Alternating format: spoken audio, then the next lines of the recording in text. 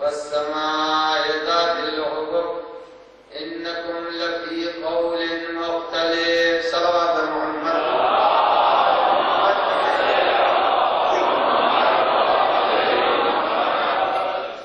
قرآن مجید کی یہ آیت کریمہ جسے میں نے پہلے دن آپ کی خدمت میں پیش کیا اور اشارہ کیا تھا، پروردگار عالم نے اس قرآن مجید کی آیت میں قسم کھائی ہے آسمان کی، اور یہ فرمایا ہے قسم ہے اس آسمان کی جس کے اندر راستے ہیں، کہ تم سب نبی اکرم صلی اللہ علیہ وسلم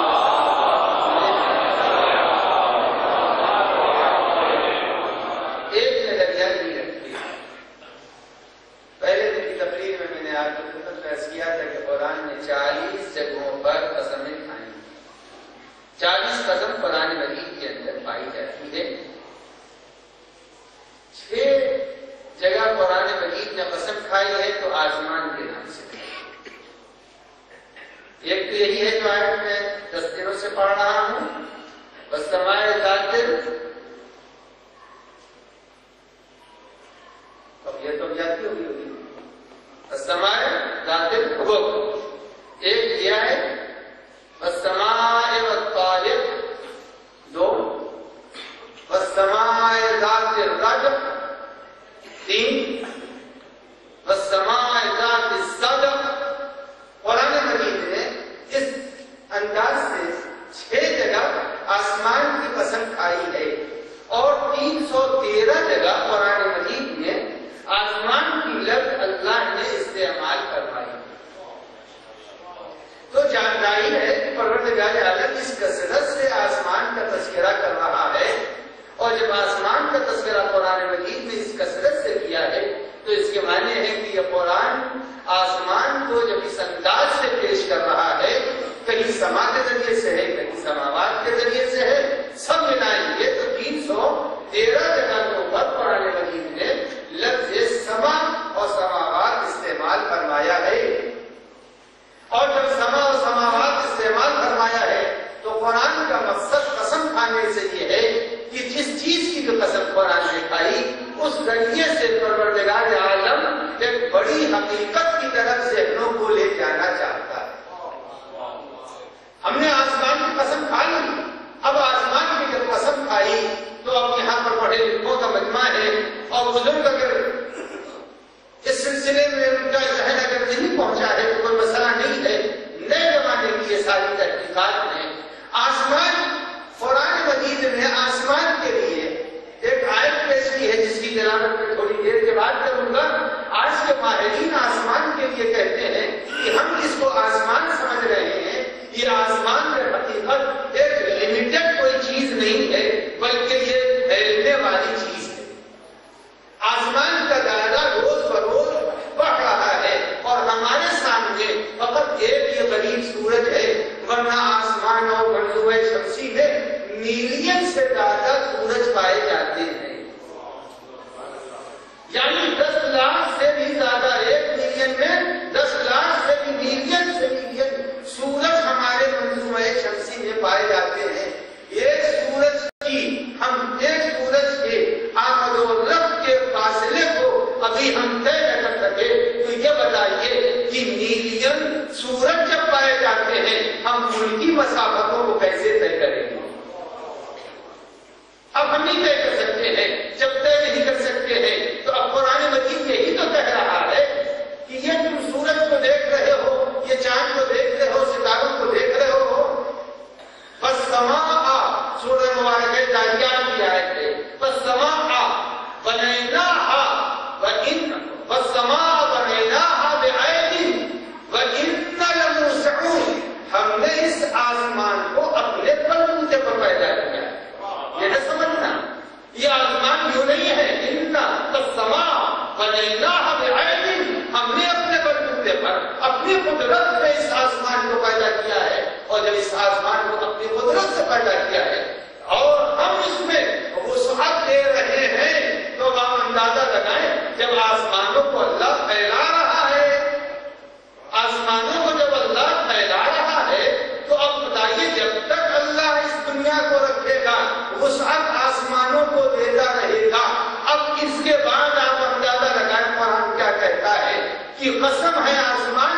کہ نبی کے لیے تم لوگ ایک رائے نہیں ہو، وہ سوچو تم جب تم ہمارے اس محدود آسمان کی وسعتوں کو ابھی محدود نہ کر سکے، سمجھ نہ سکے، تول نہ سکے، ناپ نہ سکے، تو بتاؤ تو ہمارے متاع دنیا قلیل کی وسعتوں کو نہ ناپ سکتا ہے، وہ مرسل آدم کی حدوں کو کیا سمجھو؟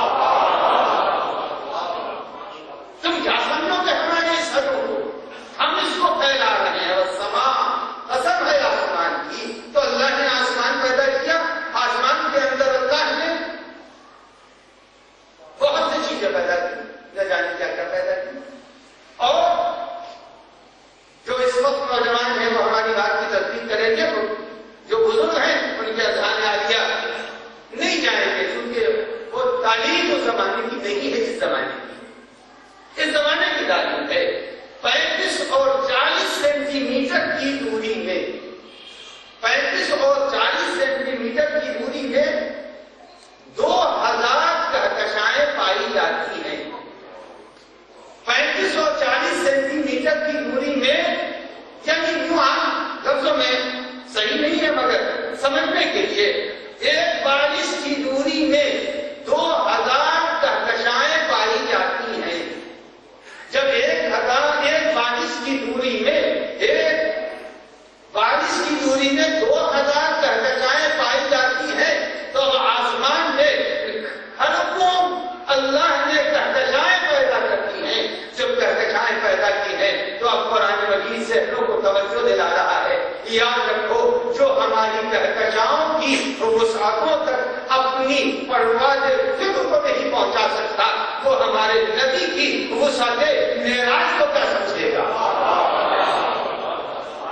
تم ہمارے نبی کی وسعت معراج کو کیا سمجھو گے؟ تم نے ان کہکشاؤں کو دیکھا ہے جس کو ابھی سمجھ نہیں سکے، تو ہم نے انہی کہکشاؤں سے عبور کیا ہے، اپنے نبی کو آگے بڑھایا ہے، ہم نے اسی آسمانوں سے بلایا ہے۔ اب قرآن مجید نے قسم کھا کھا کے 40 قسم کھائی ہے، تو قسم کھا کے کہہ رہا ہے والشمس وضحاها، قسم ہے سورج کی قسم، سورج کی قسم، قرآن نے قسم سورج کی کھائی۔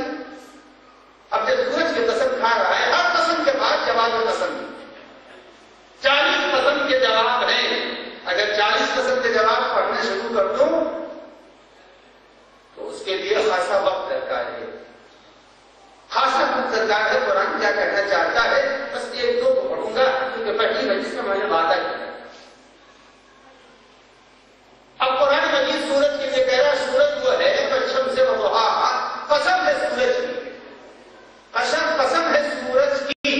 اب میں آپ کی خدمت میں عرض کر دوں کہ یہ جو سورج ہے، اس سورج کا کیا فائدہ ہے؟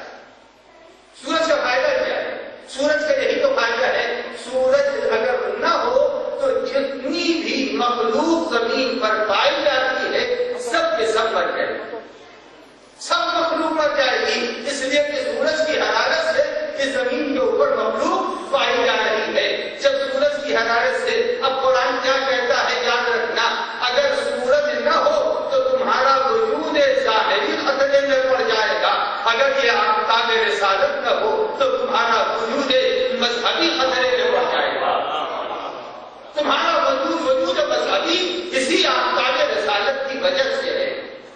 سورج اگر نہ ہو تو زمین کو حرارت نہیں ملے گی، اور سورج نہ ہو تو تمہارے روح کو بھی کوئی حرارت نہیں ملے گی، ایسے ہی رہ جاؤ گے مٹی کا پتلا، مٹی کا پتلا رہ جاؤ گے اور کچھ نہیں۔ تو اللہ نے سورج کو پیدا کیا، اور حرارت سورج کے اندر کتنی ہے، کیا ہے، اس کے لیے تو باقاعدہ لکھ کے لانا پڑے گا۔ اس لیے کہ جو میں نے دیکھا تو میلین کو میلین میں، میلین کو میلین میں، یعنی معلوم ہوا کہ 9 کے سامنے 500 زیرو رکھیے تب جا کے ایک فگر بنتی ہے کہ اس کے اندر گیس کتنی ہے۔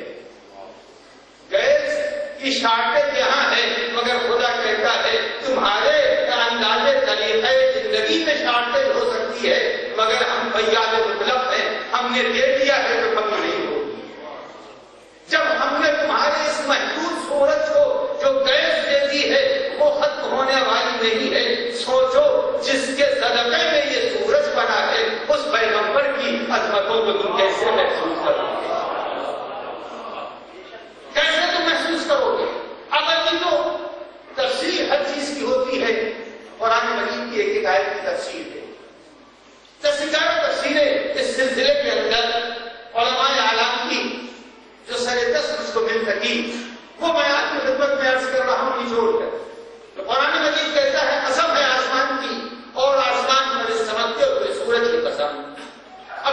اور زمین کے درمیان کا رشتہ کیا ہے؟ سورج اور زمین کے درمیان کا رشتہ کتنا ہے؟ اور ہم سورج تک، سورج ہماری زمین سے کتنی دور ہے؟ ایک سوال پڑھے تو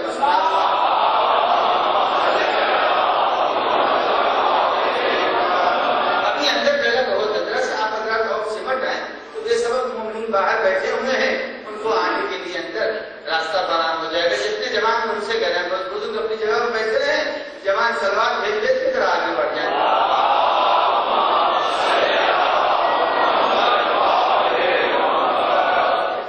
اب ابھی تو ہمارے اور سورج کے درمیان سما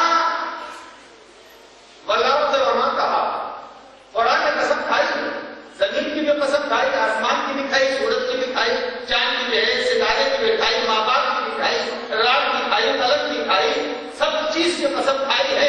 اب قرآن مجید نے جب قسم کھائی والارض وما کہا، قسم ہے زمین کی کہ اللہ نے اس کو بچھایا ہے اور دہات مانے بھی بچھانے کی ہے باہر باہر۔ ابھی قسم کے موضوع کے اوپر آپ کی خدمت میں عرض کرتا ہوں کہ ہمارا فاصلہ اس سورج سے گھوم رہی ہے نہیں، جب قرآن مجید نے خود کہہ دیا فَسَمَا بَنَيْنَاهَا بِأَيْدٍ، ہم نے اپنے بلبوتے پر اس کو بنایا ہے اور ہم اسے وسعت دے رہے ہیں، تو آسمان حد نظر ہے، آسمان حد نظر، اس حد نظر کے لیے قرآن مجید کہتا ہے ذات الرجل، یہ وہ آسمان ہے جو حالت حرکت میں ہے، اور جب حالت حرکت میں ہے تو جس کے ایک تفسیر یہ بیان کی گئی ہے کہ جب گردش میں رہے گی منظومہ شمسی کی صلاحیتیں تو اس سے بارش ہوتی ہے۔ اب جو سائنسداں ہیں، محققین ہیں، جو اس وقت میں نوجوان ہیں، وہ بتائیں گے، سوچیں گے کہ قرآن نے کیا کیا لفظیں بیان کی ہے۔ تو بہرحال قرآن مجید کی صاف لفظیں ہیں، صاف لفظ کہ تم ہماری ان قسموں کے اوپر غور کرو، تم دونوں غور کرتے ہیں۔ اگر تم نے اس قسم کے اوپر غور کیا تو تم کو پھر حقیقت کائنات کا ذرہ محسوس ہوگا، اور جب تم کائنات کے کسی ایک حصے کو محسوس کرو گے تو تم پھر متوجہ ہوگے کہ اتنی بڑی کائنات، اتنی بڑی کائنات جس کے ہزار کوشیں ہیں، جس کو ہم پہچان نہیں پا رہے ہیں، یہ کائنات میں نے کس کے صدقے میں پیدا کی ہے؟ اتنی وسیع کائنات کس کے صدقے میں پیدا کی ہے؟ احببت ان میں نے چاہا کہ پہچانا جاؤں، فخلقتک یا محمد، اے محمد میں نے تم کو پیدا کر دیا، تو جس کے لیے چاہا، جسے چاہا کہ میں پہچانا جاؤں اس کو پیدا کیا۔ یہ کائنات اس کے صدقے میں پیدا ہوئی ہے۔ جس کو صدقہ لینے اور سمجھنے کا شعور نہ ہو وہ صاحب صدقہ کی حقیقتوں کو کیا سمجھے گا؟ ایک صلوات پڑھے محمد۔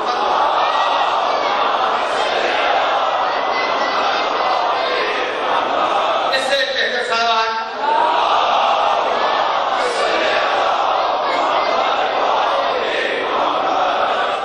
اللہ نے اب کائنات اس نے پیدا کر دی۔ اب یہ کائنات آپ 1 روپے کا صدقہ نکال دیجیے، ایک اینٹ مہمان کے ہاتھ میں ہے، وہ جب چاہتا ہے ایسے کر دیتا ہے، جب چاہتا ہے ایسے کر دیتا ہے۔ مہمان کے ہاتھ میں اینٹ ہے، وہ جب چاہے جیسے چاہے اسے گھما دے پھرا دے، چونکہ مہمان کے ہاتھ میں اینٹ کی کوئی زیادہ اہمیت نہیں ہے، مہمان کے ہاتھ میں اینٹ کی کوئی حیثیت نہیں ہے، اور جس کے صدقے میں یہ کائنات ہے اس کے لیے کائنات کی کوئی حقیقت نہیں ہے۔ وہ جب چاہے گا اس کے در پر ستارہ دیا جائے گا، اس کے اشاروں سے چاند بھی دو ٹکڑوں ہو جائے گا، ہوا کے بساط پر وہ سفر بھی کر سکتا، دوش ہوا پر وہ سفر بھی کر سکتا ہے۔ ہوا ہمیں تو اٹھا کر پٹک دے گی، مگر ہوا آل محمد کے اشاروں پر ٹھہر جائے۔ جب لوگوں نے آج کہا امیر مومنین سے مولا دریا میں طغیانی آ گئی، ساری فصلیں بہ رہی ہیں، جانور پائیں گے کیا؟ مولا کائنات طغیانی زمین میں آ گئی ہے، دریا کا پانی ابال کھا رہا ہے اور لوگوں کے گھر بہے جا رہے ہیں۔ آج فریاد کی، میں کہوں گا کیا شرک کر رہے ہو؟ اگر طغیانی ہے تو جاؤ خدا سے کہو کیا شرک کر رہے ہو؟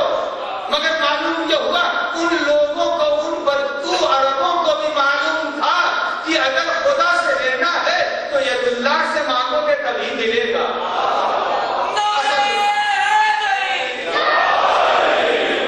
اگر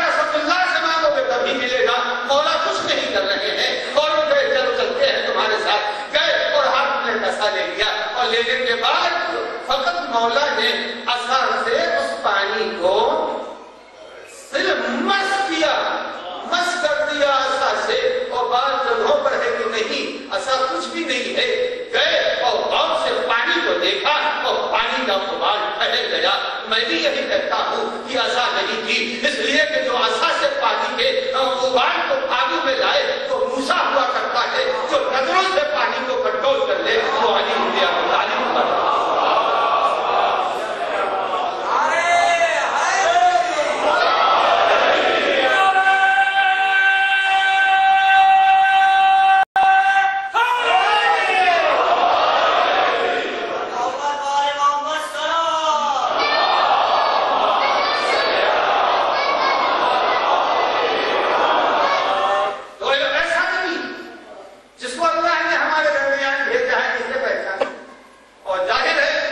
انسان نے پیغمبر کو نہیں پہچانا اور خدا کو نہیں پہچانا، خدا کو نہیں پہچانے گا۔ اسی پیغمبر کا یہ جملہ تھا، ھذا حسین الفاروق، یہ حسین، اسے پہچانو۔ اب جب پیغمبر نے کہا یہ حسین ہے اسے پہچانو، تو اللہ نے کہا یہ میرا حبیب ہے تم اس کو پہچانو، نبی نے کہا یہ میرا حسین ہے اس کو پہچانو۔ تو اب پتہ چلا کہ اگر انسان مقام معرفت میں آنا چاہتا ہے تو مقام معرفت میں اسی وقت آئے گا، اسی وقت آئے گا جب وہ سلسلے معرفت کو پہچانتا ہوگا۔ جناب جبرائیل آئے، نبی اکرم صلی اللہ علیہ وآلہ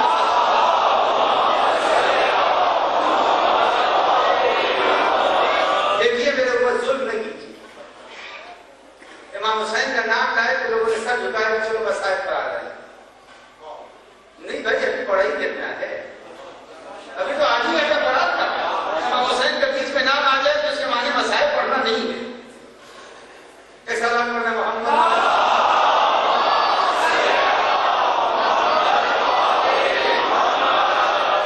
جناب جبرائیل آئے اور آنے کے بعد پیغمبر اکرم صلی اللہ علیہ وآلہ وسلم سے فرماتے ہیں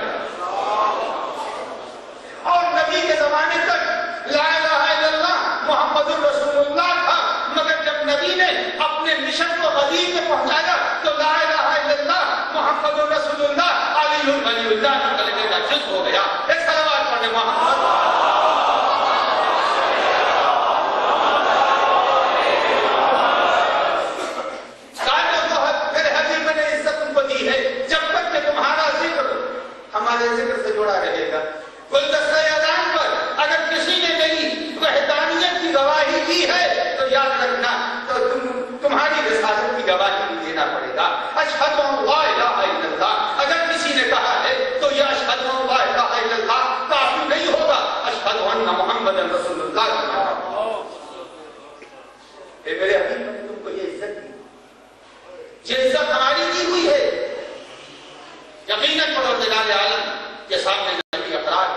ماں معبود یہ تیری دی ہوئی عزت ہے، اس میں کوئی شک و شبہ نہیں ہے۔ یہ جب صاحب عزت نبی ہے جس کے اقرار کے بغیر ایمان باللہ کامل نہیں ہے، وہ نبی کہہ رہا ہے ہذا حسین الفاروق، اس حسین کو پہچانو، وہ نبی کہہ رہا ہے حسین منی وانا من الحسین، حسین میرا مجھ سے ہو میں حسین سے ہوں۔ تو صحیح کامل مومن اور کامل نبی شناس خدا شناس مرسل اعظم کا درجہ پڑھنے والا وہی مانا جائے گا جو خدا کو پہچانتا ہو، نبی کو پہچانتا ہو، اور نبی نے جن کو پہچانوایا ہے ان کو پہچانتا ہو۔ اگر وہ نہیں کچھ بھی نہیں ہے، اب ابھی لوگ یہ شب عاشور بھی ہے اور ذکر امام حسین ہے۔ امام حسین علیہ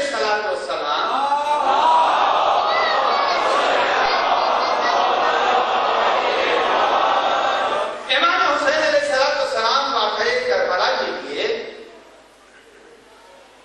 یہ نہ سمجھیے گا کہ انہیں واقعے کربلا کی خبر نہیں۔ حذیفہ یمانی کہتے ہیں، حدیث حذیفہ یمانی سے،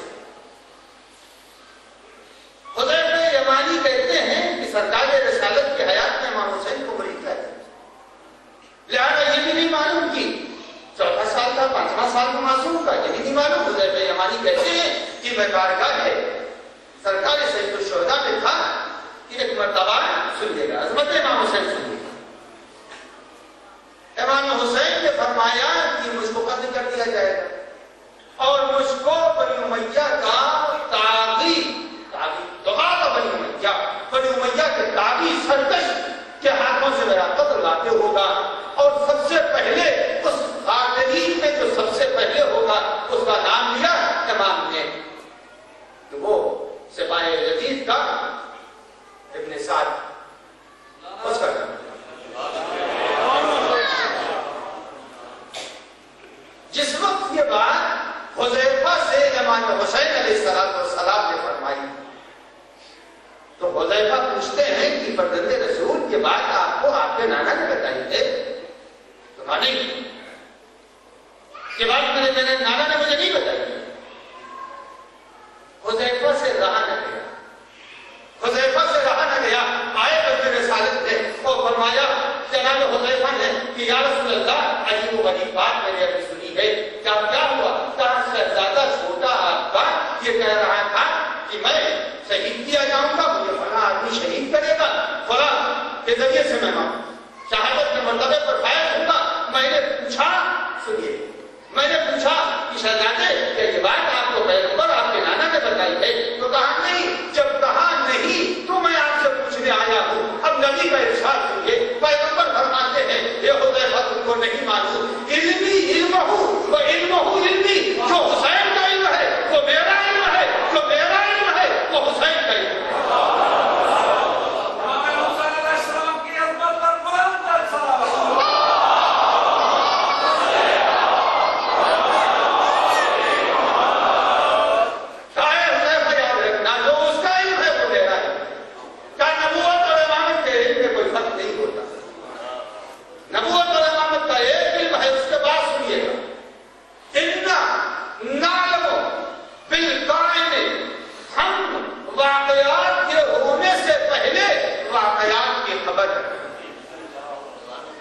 واقعات جب زمین کے اوپر ہوں گے، آسمان پر ہوں گے، پہلے میں وہ عالم ہے۔ پیغمبر نے علم دیا ہے، پیغمبر نے علم دیا ہے، اور جب آپ ایک آئینے کو ٹکڑے ٹکڑے کر دیجیے، بڑا آئینہ ہے، ٹکڑے ٹکڑے کر دیجیے، ہر ٹکڑے میں وہی صلاحیت پائی جائے گی جو ایک بڑے آئینے میں تھی۔ تو آپ یاد رکھیے گا وہ اللہ میں ایک نور تھا جس کے 14 ٹکڑے کر دیے، کوئی علی بن کے سامنے آیا، کوئی فاطمہ بن کے سامنے آیا، کوئی حسن اور حسین بن کے سامنے آیا، کوئی موسیٰ کاظم و جعفر صادق بن کے سامنے آیا۔ ایک صلوات پڑھو۔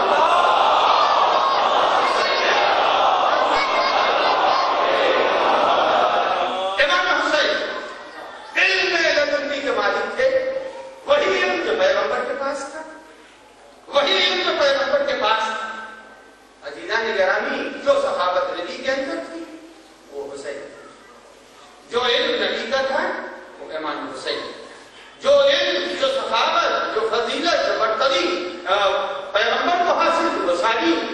والی امام حسین علیہ السلام کو بھی حاصل تھی. ایک شخص آیا ہے اور آنے کے بعد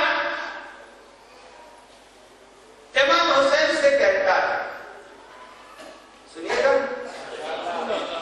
سوال لیجیے,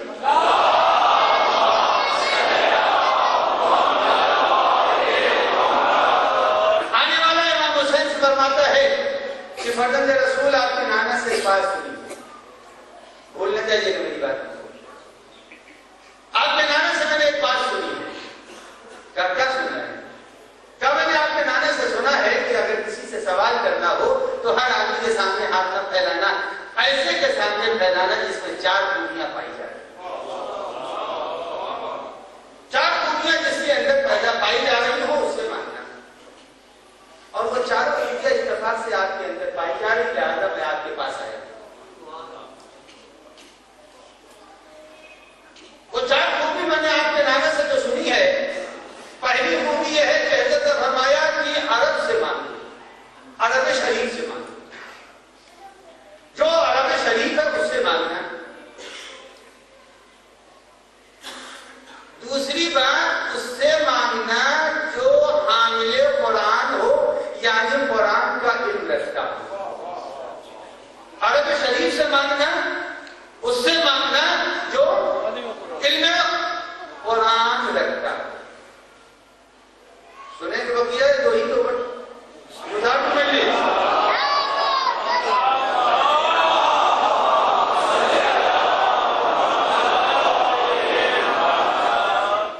تیسری چیز یہ ہے کہ اس سے مانگو جو ذرا قریب ہو, اور اس سے مانگو جو خوبصورت ہو. کا 4 آپ کے جج سے میں نے سنا ہے, اور میں نے جب دیکھا عرب میں آپ سے زیادہ, عرب میں شریف آپ سے زیادہ کون شرف پائے گا, اس لیے کہ ابراہیم سے لے کر اور آج تک عربوں میں آپ سے زیادہ کوئی مجھے شریف ہی نہیں ملا. اور رہی بات قرآن کی, تو اب قرآن کی بات ہی کیا کہنا ہے, جو نبی کو قرآن اترا تھا وہ سارا قرآن زبان سے آپ کو مل گیا. اور یا فرزند رسول اور عربی آپ ہیں, اور اس کے ساتھ ساتھ قرآن کا علم بھی آپ کے پاس ہے. محترم کا کیا کہنا, آپ تو اس کے فرزند ہیں جس نے پورا دیکھنے والی کے ساتھ بھی حسن سلوک کیا. اور اب آئی بس بات حسن کی, تو آپ کے حسن کو کیا کہوں, ارے صدقہ ہے آپ کے حسن کا حسن یوسف. آپ کے حسن کا صدقہ ہے حسن یوسف. تو اب آپ بتائیے, اتنی باتیں ہیں, جب سب کہتا تو اب وہ امام سے کہتا ہے کہ مولا میں اپنی حاجت لے کے آیا ہوں, مگر ہمت نہ پڑی, غیرت مند تھا, غیرت مند تھا. اس نے زمین کے اوپر اپنی حاجت لکھی, زمین پر حاجت لکھی, غیرت اجازت نہیں دے رہی تھی. یعنی یہ درس ہے امام حسین کا کہ اپنی ضرورتوں کو بیان کرنا تو حق کے سامنے بیان نہ کرنا. اور جب امام کے سامنے اپنی حاجت لکھی زمین کے اوپر, تو امام علیہ السلام نے فرمایا حاجت سے بھی فلاں جگہ تھیلی رکھی ہوئی ہے, پیسوں کی لے آؤ, پیسوں کی تھیلی لے کے آؤ. حاجت گیا اور جلدی سے پیسوں کی تھیلی لے کے آیا اور سامنے رکھ دیا. اس کے بعد امام حسین علیہ السلام نے خطرہ فرمایا, کہا دیکھو سخاوت کرنے کے لیے بھی شرط ہے کہ سامنے والے میں دم کتنا ہے, سامنے والے میں استعداد کتنی ہے, سامنے والے میں صلاحیت کتنی ہے. یہ دیکھ کے سخاوت کی جاتی ہے. ایک ننھے سے بچے کو آپ کتنا ہاتھ اپنے بڑے ہاتھ سے دیں گے, گرا کے ساری چیزوں کو ضائع کر دے گا. تو عطا سے پہلے لینے والے کی صلاحیت کو دیکھ لینا چاہیے. اب جب امام نے یہ فرمایا, امام نے کہا دیکھو 3 سوال تم سے کروں گا, 3 سوال کروں گا, اگر تم نے ایک کا جواب دیا تو اس تھیلی میں جتنا ہے اس کا 1/3 تم کو دے دوں گا, اگر 2 کا صحیح جواب دے دیا تو پھر 2/3 دے دوں گا, اور اگر 3 کا دے دیا تو اب یہاں. اب امام علیہ السلام کے سوالات, امام نے سوال جلدی جلدی سوال دیتے محمد والا.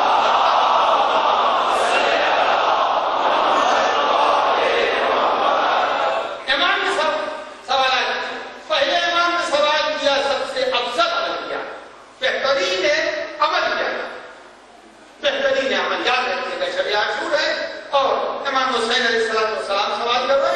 بہترین عمل کیا ہے؟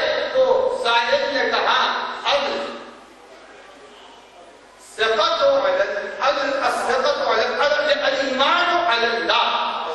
الایمان سب سے افضل عمل یہ ہے کہ انسان خدا پر ایمان رکھتا ہے. سب سے بہتر عمل یہ ہے کہ ایمان اللہ، اللہ پر ایمان رکھتا یہ بہترین عمل ہے. اب امام حسین یہ تعریف بھولنے نہ پائے. اللہ پر بھروسہ رکھے انسان، ایمان رکھے. اس کے بعد کہا یہ بتاؤ مصیبتوں میں پھنس جانے کے بعد انسان کیا کرے گا؟ تو فرمایا سبق اللہ. اگر مصیبتوں میں پھنس جاؤ تو پریشان نہ ہونا، اس لیے کہ تم کو جو مصیبتیں ملی ہیں ان مصیبتوں کو برطرف کرنے والی ذات کا نام ہے رب العزت. یہ یاد رکھیے گا. اگر حالات کسی ملک کے خراب ہو اور ہر طرف انتشار ہو تو ڈرنا نہیں چاہیے، اس لیے کہ جو حالات ہیں اس حالات کو اگر کوئی برطرف کر سکتا ہے تو اللہ پر اعتماد برطرف کر سکتا ہے. اس کے بعد امام نے پوچھا کہ یہ بتاؤ مرد کی زینت کیا ہے؟ اب اس کو اگر پڑھ دوں تو اچھا نہیں ہوگا، نہ پڑھوں تو وہ بھی اچھا نہیں ہے.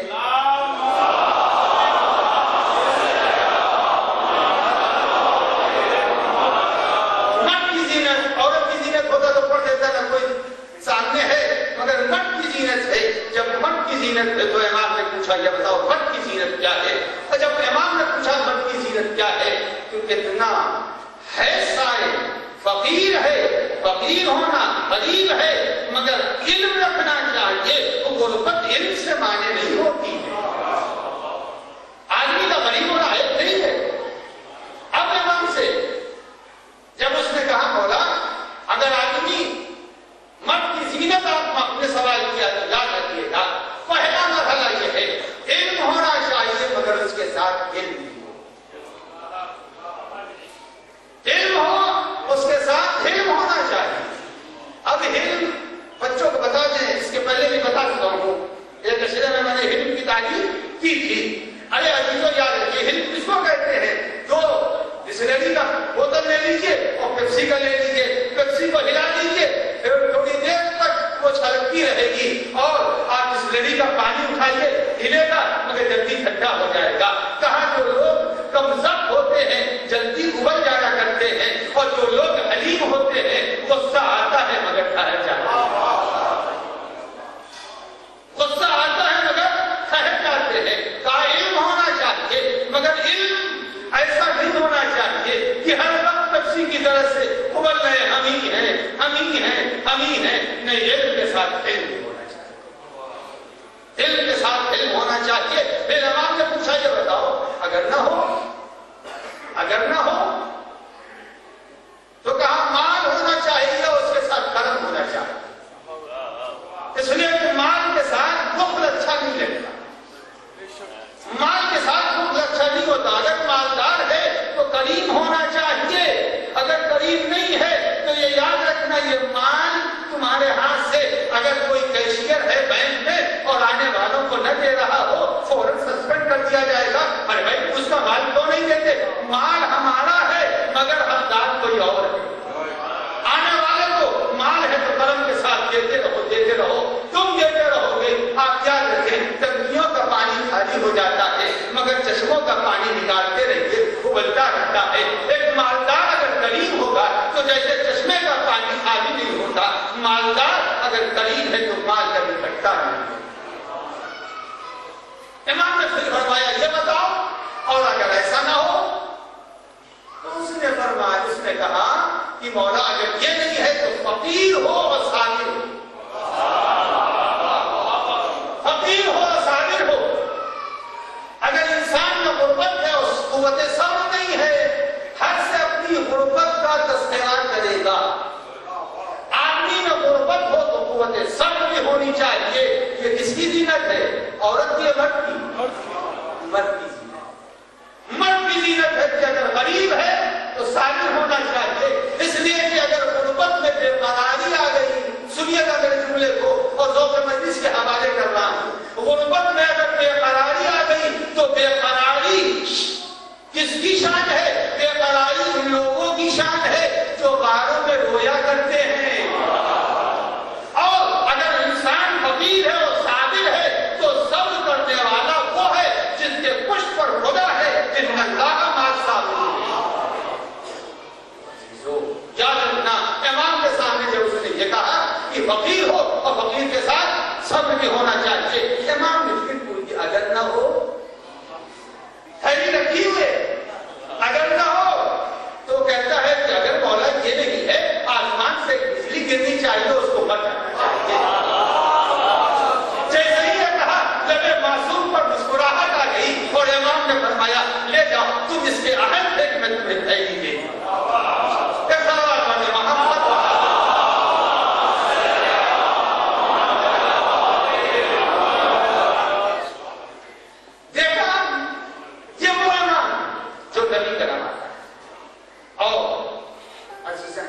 یہ وہ امام ہے جس نے ہر اعتبار سے مقام شہادت کو عزت بخشی اور وہ عزت بخشی ہے کہ قیامت تک کوئی امام شہادت کا مقابلہ نہیں کر سکتا اور نہ کیا ہے کسی نے وہ مقام شہادت امام نے. اور قیامت کے دن 4 علم ہوں گے 4 علم اور 4 علم کے نیچے لوگوں کو جمع ہونا ہے. اب پتہ نہیں ہم لوگ کس علم کے نیچے جائیں گے ہمیں نہیں. آپ کو ہو سکتا ہے کہ بتا دیں اپنا کہ کس علم کے نیچے جائیں گے ہمیں نہیں معلوم کہ میں کس علم کے نیچے جاؤں گا. 4 علم ہوں گے امام نے فرمایا. امام جعفر صادق علیہ السلام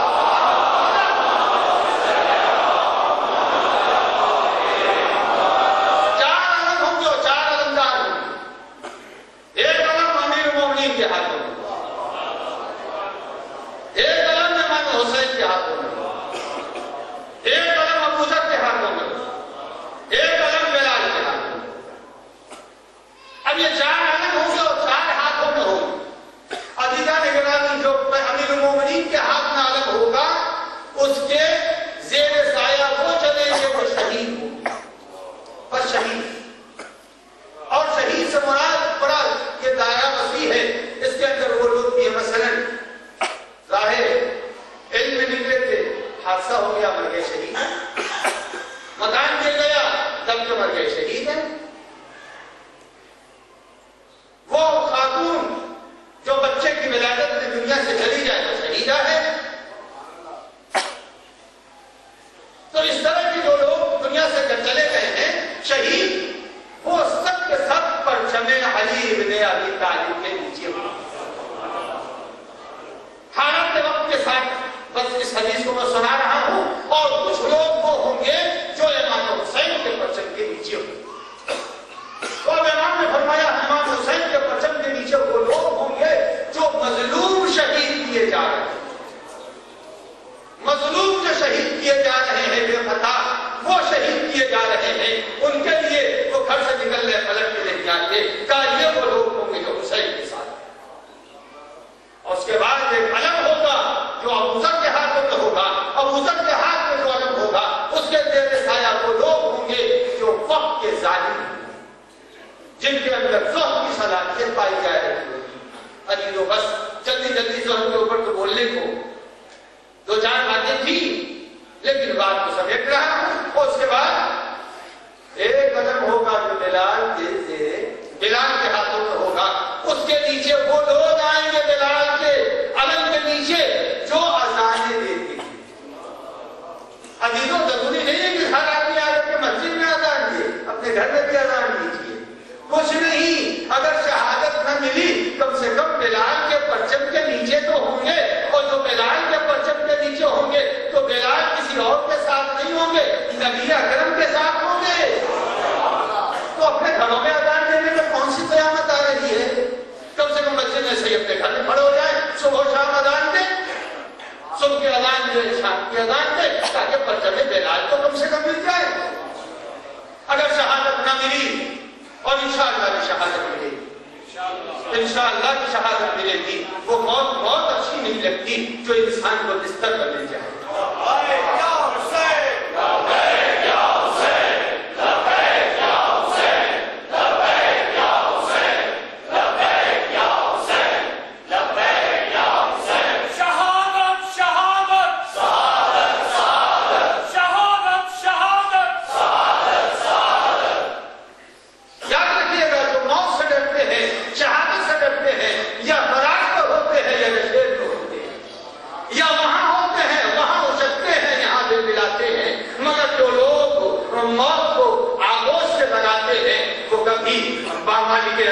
بنتے ہیں، کبھی ابو دجانہ بنتے ہیں، وہ کبھی عیسل تمار بنتے ہیں، وہ کبھی ابو ذر غفاری بنتے ہیں۔ عزیزان گرامی، ہمارا مذہب ان کا ہے جو کہ شہادتوں کو گلے سے لگاتے ہیں، تو ڈرنے کی ضرورت نہیں ہے، شہادت ملے گی۔ اور یہ یاد رکھیے اگر ہم کو شہادت ملے غم نہیں کرنا چاہیے، افسوس نہیں کرنا چاہیے، جس نے شہادت دی ہے وہی بقیہ زندگی کے مراحل کو بھی انجام دے۔ تو یہ وہ شہادت ہے، وہ پرچم ہے جو امام حسین کے ہاتھوں میں ہوگا اور اس کے نیچے شہداء آئیں گے۔ اور یہ شب عاشور، شب عاشور یعنی زندگی امام حسین کی آخری یاد۔ بس فضائل میں پڑھ چکا اور اب مسائل کا ایک حدیث سنا دوں اور اس کے بعد آپ کے ذہنوں کو مسائل بتا دیں۔ شعیب خدائی امام جعفر صادق علیہ السلام،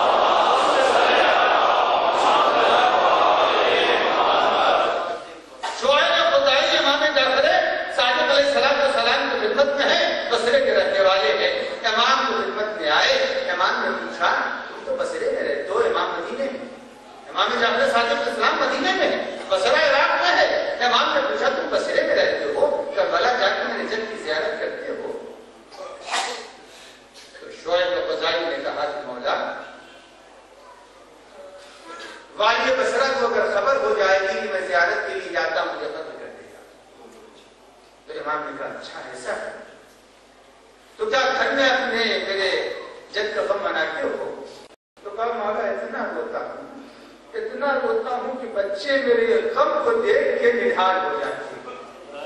اور اس کے بعد امام جعفر صادق علیہ السلام نے مسائل امام حسین بیان کیا۔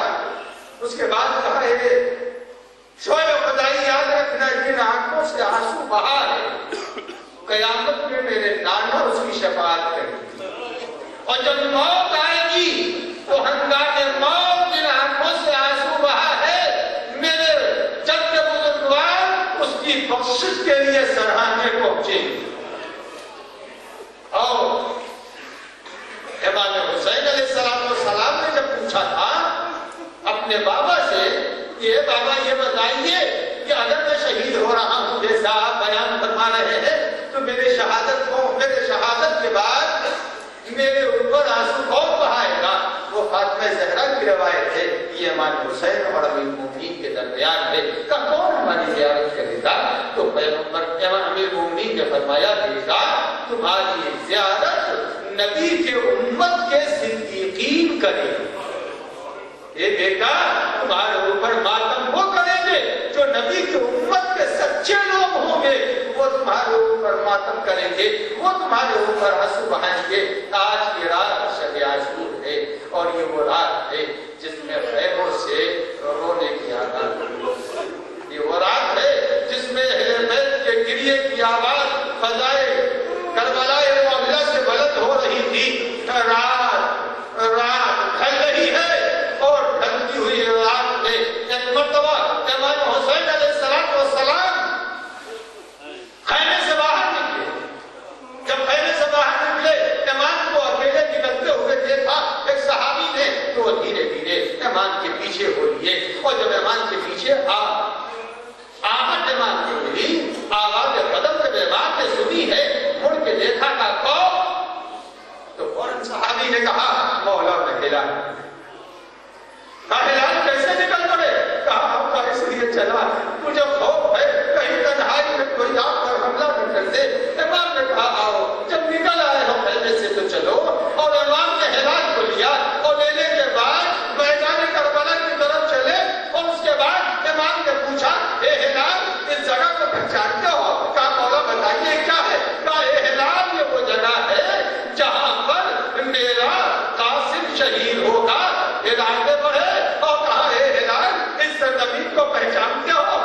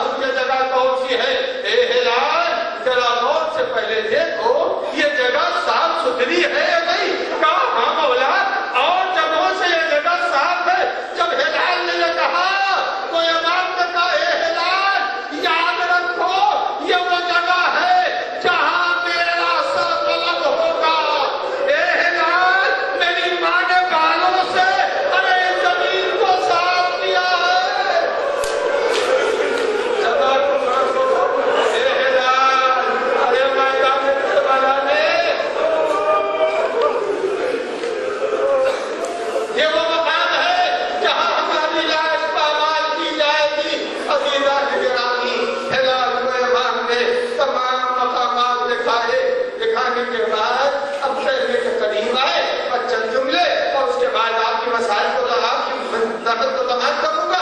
امینہ نے اگر آپ خیمے کے قریب آئے, جب خیمے زینب کے قریب پہنچے اور امام بلا کسی جھجک کے خیمے باہر میں پہنچ گئے. امام جیسے ہی خیمے میں پہنچے دیکھا کہ جناب زینب مصروف عبادت ہے اور اپنے رب سے کہنے لگے خدایا میرا ماجا ہے اس سے چھوٹنے نہ پائے, اے پالنے والے میرا حسین اس سے چھوٹنے نہ پائے, اے پالنے والے ارے فاطمہ نے چپیا پیس کے پالا ہے, میرے معبود میرا آقا میرے ساتھ رہ جائے, فاطمہ کی بیٹی دعا کر رہی ہے. حسین میں قریب گئے, شانے پر ہاتھ رکھا, بہن نے بھائی کو دیکھا, کھڑی ہو گئی, گلے میں ہاتھ ڈالا, بہن نے بھائی کو کلیجے سے لگایا, بھائی نے بہن کو کلیجے سے لگایا, اور جب لگا چکے تو ایک مرتبہ زینب نے بھائی سے یہ پوچھ لیا, اے بھیا ذرا یہ بتائیے آپ نے اپنے چاہنے والوں کا امتحان لیا ہے یا نہیں؟ لشکر یتیم بڑھتا جا رہا ہے, ارے ہلال ذرا خیمہ پر ہے. جب بھائی بہن کی گفتگو سنی, ہلال دوڑتے ہوئے حبیب ابن مدائن کے خیمے میں گئے اور جا کے حبیب سے کہا, اے حبیب ختم ہو گیا, شب عاشور ہے تو رو لیجیے, اگر زندگی رہے گی تو پھر ماتم ہوگا, ورنہ سلامت دن ہے. ارے حبیب نے جا کے کہا ختم ہو گیا, رات کے سناٹے میں جب ہلال کی آواز گونجی ہے تو ختم ہو گیا. تو حبیب باہر نکلے, حبیب نے یہ سمجھا کہ کسی نے خیمہ حسین پر حملہ کر دیا, مگر حبیب کو جواب میں ہلال نے کہا, نہیں حبیب حملہ نہیں ہوا, میں ابھی تیرے خیمہ پر تھا, میں نے یہ سنا کہ زینب کہہ رہی ہے آپ نے اپنے اصحاب کو پرکھ لیا ہے یا نہیں, امتحان لیا کا. اچھا فاطمہ کی لاڈلی کو ابھی ہماری وفاؤں پر اعتبار نہیں ہے, یہ کہا